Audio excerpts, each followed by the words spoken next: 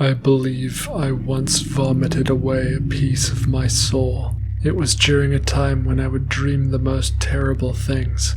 I prayed into the night for my torment to end. My whims fell heavily on the earth, and, having no purchase, slipped off into nothing as it turned. Sometimes there are treasures where you wouldn't think to look, and my sorrow, when swallowed by that nothing, unfolded a wrinkle of consciousness. He came to me during a vile dreaming, as an idol carved from driftwood. I lay in a false awareness pried open by my darkness, and, without warning, he appeared, a sullen amber face growing from a lignin block, sitting on the rotten dresser across from my dream bed. I sat up to behold him, a radiant god, strumming calming black waves into my violet haze. My nightmare did not soften, it prickled with energy. I picked myself up from the decayed slab and approached the throne of his dull glory.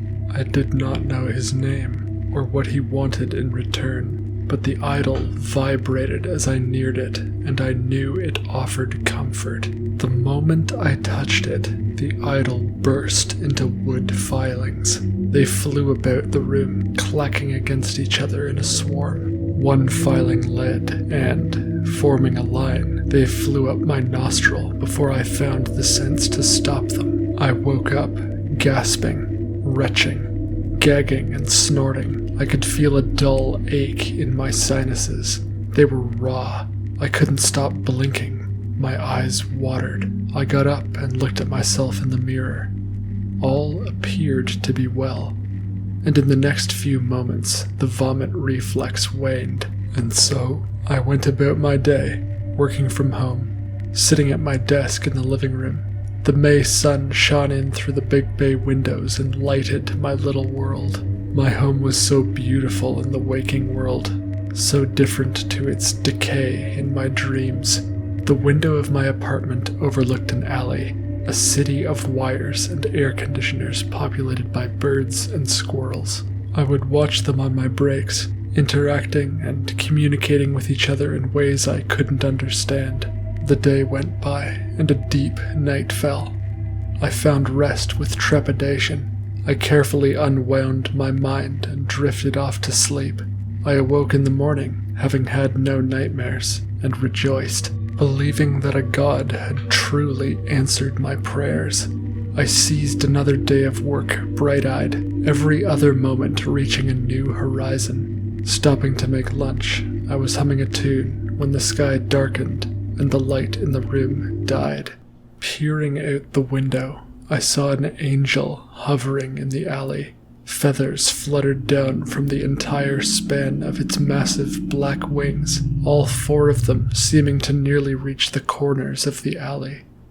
I dropped the plate I was holding, and its ceramic shattered before my feet. The angel wore a hood, and I could not see its face. Still, I knew it was here for me.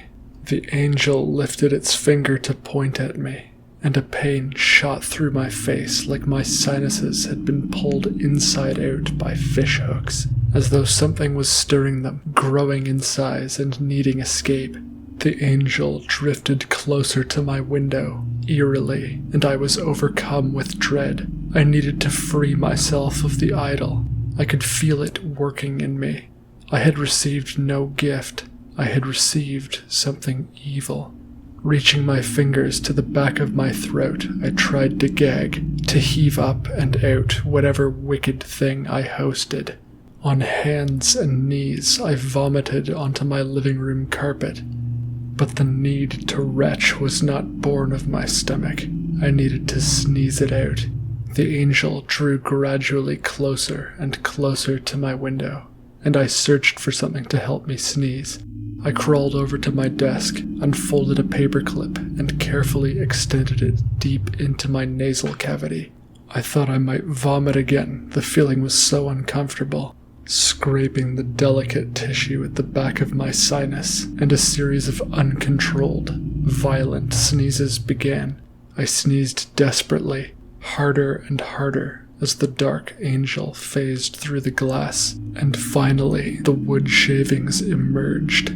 They flew with a whirl into the dark face of the angel, and when the last of them had vanished into the black shroud under its hood, the angel itself disappeared.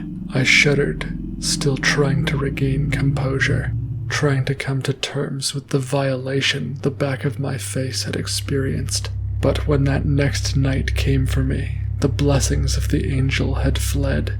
My nightmares returned, and I awoke into the rotten world without the favor of my god. I carried myself off my slab into the tortuous hum of the false night.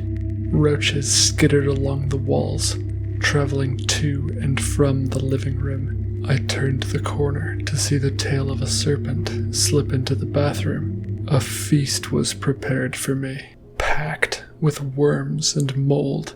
Tears steeped onto my bib as I prepared to dine. But as I crossed the room to the table, I was stopped in front of my desk. Someone was standing there, someone I couldn't see. I bumped into him at first, and it caught me by surprise. He didn't waver. I was too afraid to do anything but mimic him. This strange, invisible fellow wasn't breathing, but I could feel his warmth. His heart beat. I could hear it, but he did not speak. Hesitantly, I reached out to him, touching his shoulder, his neck, and his face. He was me, a piece of my soul, trapped between the fabric of reality and the dream world, a marshal to a neutral god, a sacrifice to the dark.